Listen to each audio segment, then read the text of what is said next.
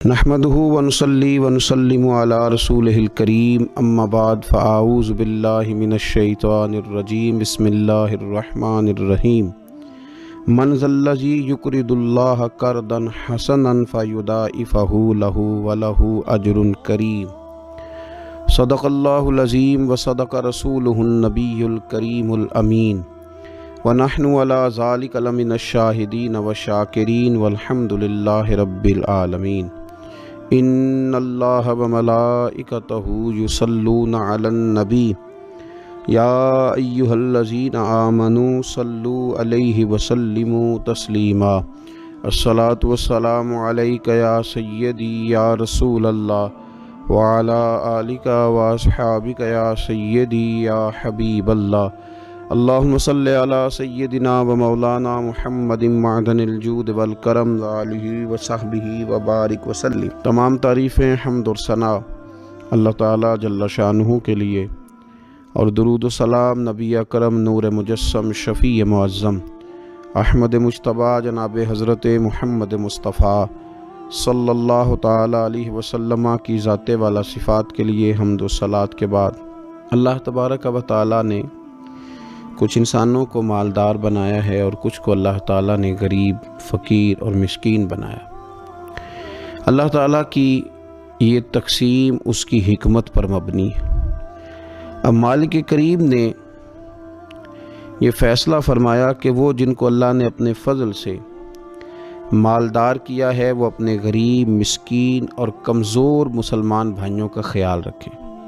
اور اسلام کا حسن دیکھیے، اسلام کا کمال دیکھیے کہ رب تعالیٰ فرماتا ہے تم خرچ کرو گے مسکین پر، غریب پر، اور وہ قرض دو گے تم اپنے رب تعالیٰ کو، خرچ اس پر کرو گے اور قرض اپنے رب تعالیٰ کو دو گے۔ ارشاد فرمایا من ذا الذی، کون ہے وہ جو اپنے رب کو اچھا قرض دے، جو اپنے رب کو اچھا قرض دے، قرض حسنا دے، فیضاعفہ لہ، اور پھر اللہ تبارک و تعالیٰ اسے دونا کر کے واپس کرے گا۔ اللہ اس کے لیے وہ قرض جب واپس کرے گا تو رب دونا دے گا، ڈبل عطا فرمائے گا، اور وَلَهُ أَجْرٌ کریم، اور ان کے لیے جو ثواب ہے وہ عزت والا ہے۔ صدر الافاضل سید نعیم الدین صاحب مراد آبادی رحمۃ اللہ علیہ فرماتے ہیں کہ یہ دیکھو کریم کا کرم کہ خود اپنے بندے کو مال عطا فرما رہا ہے، پھر خود ہی فرما رہا ہے کہ تو مجھے قرض دے، اور یہ عین انسان کے مزاج اور فطرت کے مطابق بات کی کہ تم مجھے قرض دو۔ جب کوئی انسان کسی کو ویسے کوئی چیز دیتا ہے تو اس کا خیال ہوتا ہے شاید واپس ملے نہ ملے، لیکن جب قرض دیتا ہے تو اس کا خیال یہ ہوتا ہے کہ یہ ضرور مجھے واپس ملے گی۔ تو فرمایا چونکہ تمہارے مزاج ہیں، تمہاری طبیعت ہے، تمہاری فطرت ہے، تم سمجھتے ہو کہ قرض ہمیں ضرور واپس ملے گا، لہٰذا تمہارا رب تمہیں کہہ رہا ہے کہ تم مجھے قرض حسنا دے دو، اپنے غریب بھائیوں پر، مسکینوں پر، کمزوروں پر خرچ کرو اور اپنے رب کو قرض حسنا دے دو، رب تمہیں ڈبل کر کے واپس عطا کرے گا، اور جو اجر دے گا وہ عزت والا دے گا، جو تمہیں ثواب عطا فرمائے گا وہ اکرام والا اللہ تمہیں ثواب عطا کرے گا۔ نبی پاک صلی اللہ تعالیٰ علیہ وسلم نے انفاق کی تعریف کی، اللہ کے راستے میں خرچ کرنے کی۔ جب تک امراء، مالدار لوگ خرچ نہیں کریں گے غرباء پر، مساکین پر، طلباء پر، فلاحی کاموں میں، دینی کاموں میں جب تک وہ خرچ نہیں کریں گے تب تک معاملہ آگے نہیں بڑھے گا، تب تک وہ سارے منصوبہ جات جس سے کہ غریب کا بھلا ہونا تھا، جس سے دین کو مضبوط ہونا تھا، جس سے دین کی اشاعت ہونی تھی، وہ سارے منصوبے آگے نہیں بڑھیں گے۔ اس لیے نبی کریم صلی اللہ تعالیٰ علیہ وآلہ وسلم نے ارشاد فرمایا کہ تم خرچ کرو تاکہ تم پر خرچ کیا جائے، تم اللہ کے راستے میں دو تاکہ رب تمہیں دے، دو اس کے راستے میں وہ تمہیں عطا کرے اپنے فضل و کرم کے ساتھ۔ اللہ تبارک و تعالیٰ کے راستے میں جب خرچ کیا جاتا ہے تو رب راضی ہوتا ہے، پھر بندے کو اور زیادہ عطا کرتا ہے۔ آپ دیکھیے کہ اسلام نے خرچ کرنے کے بہت سارے مواقع بنائے، اور فردن فردن غریب کو امیر کے ساتھ جوڑا، امیروں سے کہا کہ غرباء کا حصہ نکالو، سال کے بعد زکوٰۃ کا حکم دیا، ہر وہ شخص جو صاحب نصاب ہے وہ سال کے بعد زکوٰۃ ادا کرے۔ رمضان المبارک آیا تو صدقہ فطر کو رکھا گیا، تاکہ جو غربا ہیں، مساکین ہیں، وہ بھی عید کی خوشیوں میں امیر مسلمانوں کے ساتھ شامل ہوں۔ پھر جب فصل کا موقع آیا تو عشر رکھا گیا تاکہ غریب بھی تمہارے غلے میں، تمہارے اناج میں، تمہاری گندم میں، تمہارے چاول میں، تمہاری سبزی میں شریک ہو جائے۔ ہر موقع پر ان کو یاد رکھنا، ان کو ساتھ ملانا۔ قربانی رکھ دی گئی، اور قربانی بھی جب رکھی گئی تو امیر پر رکھی گئی۔ اس کا فلسفہ بھی یہی ہے کہ امیر قربانی کریں گے اور غریبوں تک اس کا گوشت پہنچائیں گے۔ میرے رسول کریم صلی اللہ تعالی علیہ وآلہ وسلم نے یہ خوبصورتی کے ساتھ ایک کو دوسرے کے ساتھ جوڑا۔ اب ہوتا کیا ہے؟ ہوتا یہ کہ انسان کو مال سے پیار ہوتا ہے، فطرتاً کمائے ہوئے مال سے محبت ہوتی ہے۔ انسان بسا اوقات یہ سمجھتا ہے کہ بڑی مشکل سے تنکا تنکا کر کے، محنت کر کے، جد و جہد کر کے میں نے یہ مال جمع کیا ہے تو اب میں دے دوں۔ ایک لمبا عرصہ تک میں نے پردیس کاٹا، مشکلات برداشت کی، اور میں نے کئی راتوں کے رت جگے اس کام کے نام کی، اور آج اگر مالی طور پر میں مضبوط ہوا ہوں تو کیا میں یہ مال دے دوں؟ تو دیکھیے، اسلام ایک روحانی مذہب ہے، اس کی تعلیمات آفاقی ہیں۔ یہ ہمیں بتلاتا ہے کہ صرف فیصلہ وہ نہ کرو جو تمہاری آنکھوں سے نظر آ رہا ہے۔ کچھ چیزیں ایسی ہیں جو رب تمہیں اپنے فضل سے دے رہا ہے اور تمہاری ظاہری آنکھیں انہیں دیکھ نہیں رہی۔ نبی پاک صلی اللہ تعالی علیہ وسلم نے ارشاد فرمایا، یہ حدیث مبارکہ صحیح مسلم میں موجود ہے۔ حضرت ابو ہریرہ رضی اللہ تعالیٰ عنہ فرماتے ہیں، دیکھیے حضور صلی اللہ تعالیٰ علیہ وسلم نہ بات کر کے مختصر جملوں میں کیسے آگے بڑھتے ہیں۔ کریم محبوب فرمانے لگے، یاد رکھنا صدقہ دینے سے مال کم نہیں ہوتا۔ اللہ اکبر! آپ کو تو میسج آ گیا بینک سے کتنے پیسے کم ہو گئے، آپ نے تو جو گن کے دراز میں رکھے تھے اس میں سے لاکھ میں سے آپ نے تو 5,000 دے دیا، تو آپ کو تو پتہ ہے وہ 95 رہ گیا ہے۔ لیکن یہ صحیح مسلم کے لفظ ہیں، حضور فرماتے ہیں صدقہ دینے سے مال کم نہیں ہوتا۔ کائنات کے سب سے سچے، کھرے، صادق اور امین محبوب علیہ الصلوۃ والسلام نے فرمایا کہ صدقہ دینے سے مال کم نہیں ہوتا۔ حکیم الامت مفتی احمد یار خان صاحب نعیمی رحمۃ اللہ تعالی علیہ ارشاد فرماتے ہیں کہ کسان جب اس نے نا بیج کی بوریاں بھر کے رکھی ہوئی ہوتی ہیں، تو جب وہ جا کر کے بیج ڈالتا ہے نا کھیت کے اندر، تو بظاہر تو وہ بوریاں خالی کر کے آتا ہے، لیکن پتہ تب چلتا ہے کہ جب ایک ایک بیج پر پھر کئی کئی گنا دانہ لگتا ہے۔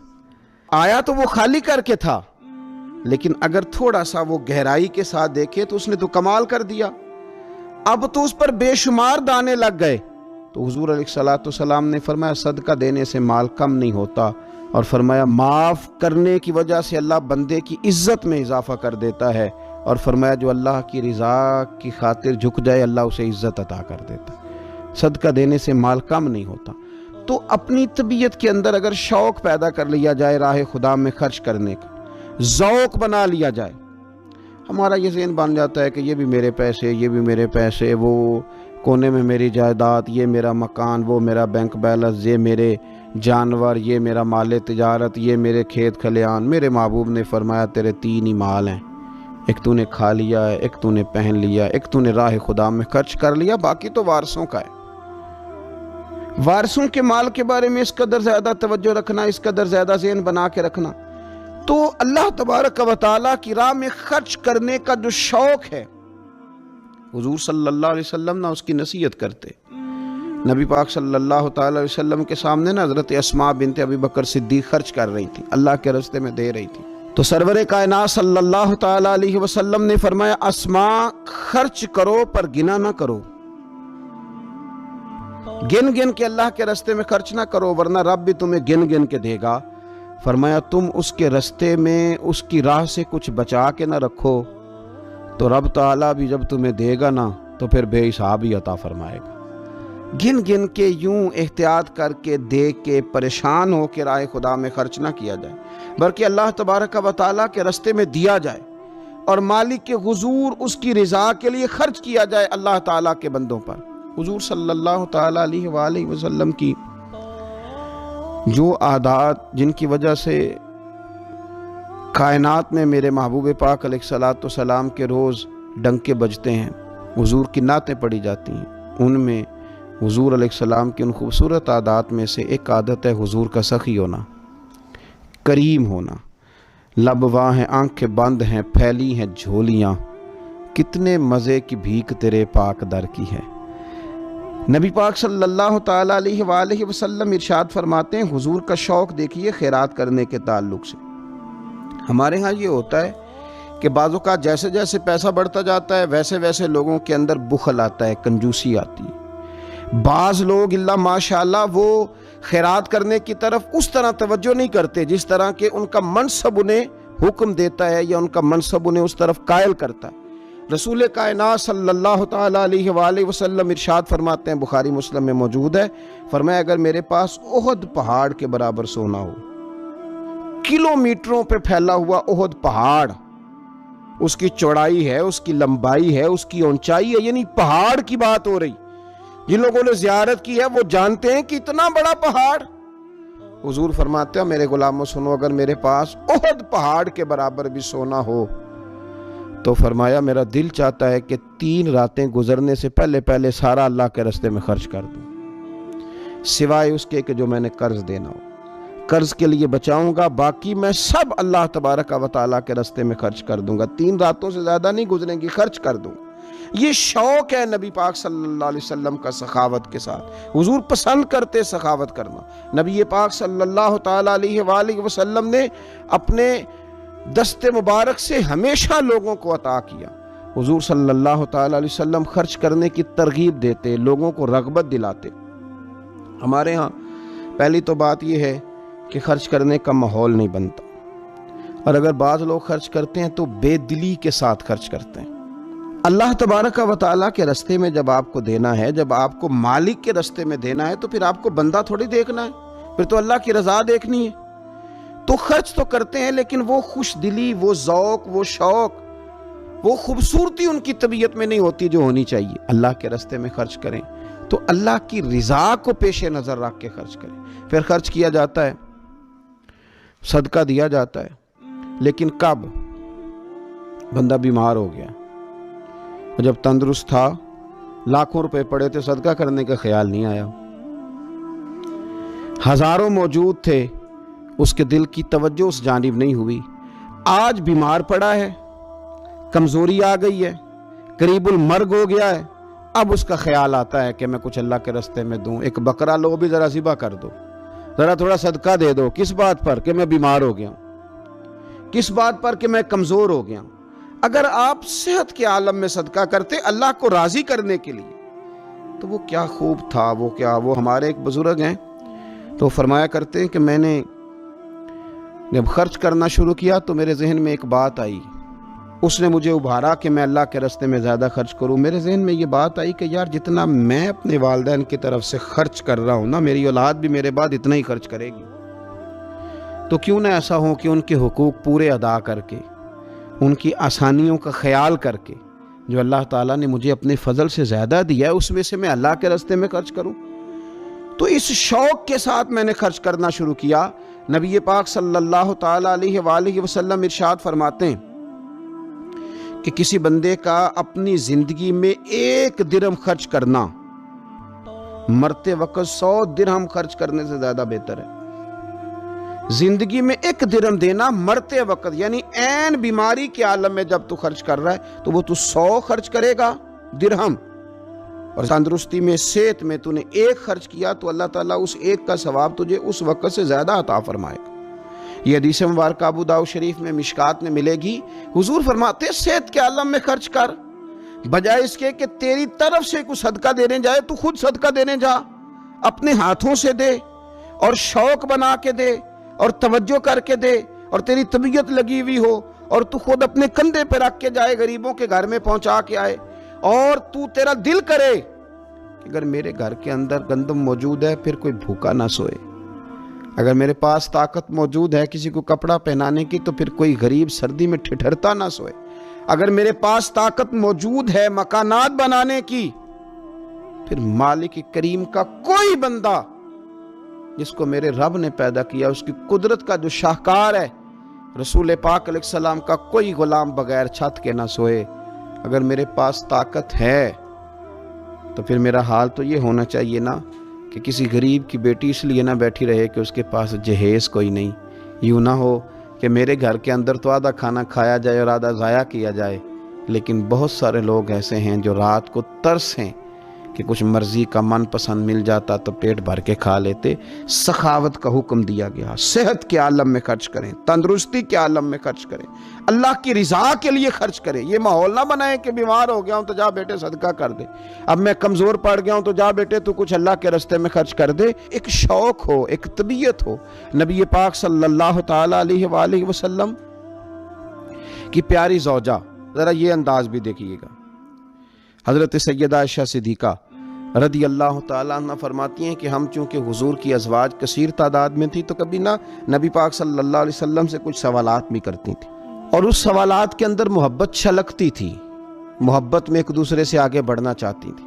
حضرت عائشہ صدیقہ رضی اللہ تعالیٰ عنہ فرماتی ہیں کہ ہم نے عرض کی یا رسول اللہ صلی اللہ تعالیٰ علیہ وسلم، ہم میں سے سب سے پہلے آپ سے آ کے کون ملے گا؟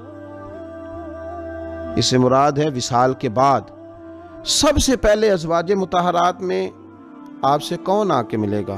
تو حضور صلی اللہ علیہ وسلم نے فرمایا لمبے ہاتھوں والی۔ مشکات میں حدیث موجود ہے، بخاری میں موجود ہے۔ حضرت عائشہ صدیقہ کہتی ہیں حضور نے فرمایا وہ جو لمبے ہاتھوں والی ہے نا، میری اہلیہ، میری زوجہ، مومنوں کی ماں، وہ ملیں گی۔ تو کہتی ہیں حضرت سودا رضی اللہ تعالیٰ عنہ کے ہاتھ لمبے تھے، قد بڑا تھا، تو ہماری نظر یہ تھی کہ حضرت سودا کے بارے میں حضور نے فرمایا کہ وہ ملیں گی، لیکن کہتی ہیں کہ وہ تو ہمیں بعد میں پتہ چلا جب حضرت زینب رضی اللہ تعالیٰ عنہ کا وصال ہوا تو سمجھ آئی کہ لمبے ہاتھوں سے مراد ہاتھوں کا لمبا ہونا نہیں، صدقہ اور خیرات زیادہ کرنا۔ وہ لمبے ہاتھوں والی تھی، مومنوں کی ماں، خرچ کرتی تھی، خیرات کرتی تھی۔ شارحین حدیث نے لکھا ہے کہ وہ اپنے ہاتھوں سے کھالیں رنگتی تھیں پھر بیچتی تھیں، اپنے لیے نہیں۔ ان کا نان نفقہ تو حضور کے ذمے تھا، اپنے لیے نہیں۔ ان کو تو صحابہ کرام علیہم رضوان وہ ساری ذمہ داریاں حضور کے بعد بھی ادا کر رہے تھے جو حضور سید عالم صلی اللہ تعالی علیہ وسلم کے حقوق رب تعالیٰ نے رکھے، لیکن وہ اپنے دست مبارک سے محنت کرتی، کھالیں رنگتی اور اپنی اولاد پر، مسلمانوں پر خرچ کرتی۔ ان کا شوق تھا۔ تو کریم محبوب علیہ السلام نے فرمایا یہ مجھ سے سب سے پہلے آ کے ملیں گی۔ حضور کے بعد ان کا وصال سب سے پہلے ہوا حضرت زینب رضی اللہ تعالیٰ عنہ کا۔ او بھائی، اس میں بھی ایک لطیف اشارہ ہے، اس میں بھی ایک خوبصورت اشارہ ہے کہ حضور کا قرب پانے کے لیے سخی ہونا بھی ضروری ہے۔ رسول پاک علیہ السلام کی بارگاہ ناز کے قریب ہونے کے لیے سخاوت کا مزاج ہونا بھی ضروری ہے۔ انسان کے دل کا، اس کی طبیعت کا، اس کے مزاج کا سخی ہونا ضروری ہے، اس لیے کہ اس نے رسول پاک صلی اللہ تعالیٰ علیہ وآلہ وسلم کے قریب جانا ہے۔ اعلیٰ حضرت بریلوی رحمۃ اللہ تعالیٰ نے لکھا ہے، فرماتے ہیں اللہ کے محبوب علیہ الصلاۃ والسلام اچانک مسجد میں تشریف لائے اور نماز کا وقت ہو گیا، اقامت کہہ دی گئی۔ سرور کائنات صلی اللہ تعالیٰ علیہ وسلم نے اقامت کہی جا چکی تھی، پر حضور باوجود اس کے گھر چلے گئے، تھوڑی دیر کے بعد واپس آئے۔ اب ظاہر ہے صحابہ کے دلوں میں سوال تھا کہ اقامت ہو چکی تھی، حضور کہاں تشریف لے گئے؟ تو حضور نے فرمایا میں مسجد آیا تو میرے دل میں خیال آیا کہ گھر میں تو چند دینار پڑے ہوئے ہیں، تو میں نماز پڑھانے سے پہلے گیا ہوں، انہیں اللہ کے راستے میں خیرات کیا، پھر تمہیں آ کے نماز پڑھائی۔ یار اپنا شوق بنائیں۔ آپ یقین کریں کہ بہت سارے لوگ ہیں جو بہت سارے لوگوں کا خیال رکھ سکتے ہیں، لیکن ہماری نظر اپنے سے اٹھتی نہیں۔ ہم اپنے آپ سے سوچنا شروع کرتے ہیں، اپنے اوپر ختم کر لیتے ہیں۔ اگر بہت زیادہ بڑھ کے سوچیں گے تو اپنی اولاد کا سوچیں گے۔ ذہن بنائیں سخاوت کا، اور رمضان شریف میں خاص کر کے توجہ کریں۔ آپ مساجد کا خیال کریں، مدارس کا خیال کریں، اور خوب خیال کریں، خوب خیال کریں، اور غرباء کا خیال کریں، مساکین کا خیال کریں، کمزور لوگوں کا خیال کریں۔ دیکھیں رب فرماتا ہے خرچ تم نے غریب پہ کرنا ہے، پر قرض تم نے اپنے رب کو دینا ہے۔ اللہ تعالیٰ سمجھنے آنے والا وقت بہتر گزرے گا۔ اللہ تعالیٰ توفیق عمل عطا فرمائے۔ وما علینا الا البلاغ۔